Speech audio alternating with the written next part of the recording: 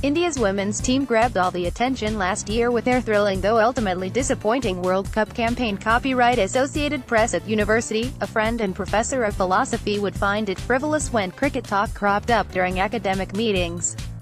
None of my explanations cut ice with him, till suddenly the Wisden India Almanack 2017 provided me a trump card wrapped in velvet, an essay by Ray Monk, a professor of philosophy and a cricket lover, which explored whether it was true that Wittgenstein loved cricket. My colleague now tolerates our diversions into the sport with a smile. Wisden India Almanack, already a dear companion since its debut, has become more endearing since. The year 2017 might have passed in a cricketing blur, but it left us with everlasting memories of the Indian women's team. Playing a World Cup with grace, charm, and amazing skill, Mithali Raj and her team won the hearts of every Indian.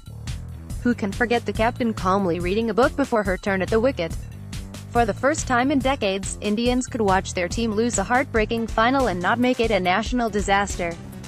How appropriate that the cover of Wisden India Almanack 2018 celebrates the women's team. We must nurture the momentum, urges senior editor Karnya Keshav in her essay. Cricket is a kind game, for it embraces readers and lovers of the game as much as it does the players themselves. Cricket lovers can immerse themselves completely in the pleasure of reading about cricket without feeling sad that he or she was not blessed to play it well enough. Wisden, when it was first published 155 years ago, perhaps recognized that well. And now, sitting as squat and sturdy as its yellow elder as India's version in blue.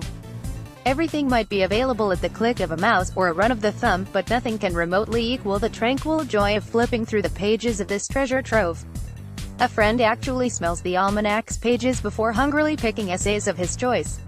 I thought last year's issue was outstanding, but this year's holds its own. It is going to be difficult for editor Suresh Menon, senior writer Siddhanta Patnaik, Keshav, and the others at Wisden India, to keep surprising us year upon year, but they have set the bar themselves. And for that we can only be thankful. The comment section is a feast. As always, the contributors are familiar, respected names, and intriguing, illustrious ones too. Partha Chatterjee takes you on an indulgent journey of Kolkata maiden cricket, only the Halmori is missing. He ends his essay with the lament, "Now when I see that a defeat in a cricket match can produce the sense of a national disaster, I must sadly conclude that the vernacular has been thoroughly erased from the soul of Indian cricket." Once in a while, gifted cricket writers emerge to light up our world, not least because their canvas is much more than cricket. India had Rahul Bhattacharya arrive like a fresh breeze. And Sri Lanka had Shayan Karunatilaka. Wasn't his Chinaman one of the finest cricket fictions? Who would not want to discover the smells and sounds of Sri Lanka after reading him? He is in great form here, writing about Sri Lankan cricket with a mixture of emotions and a lightness of touch that are uniquely his. Anything on Gary Sobers, bring it on. But he and Chappelle's tribute is special.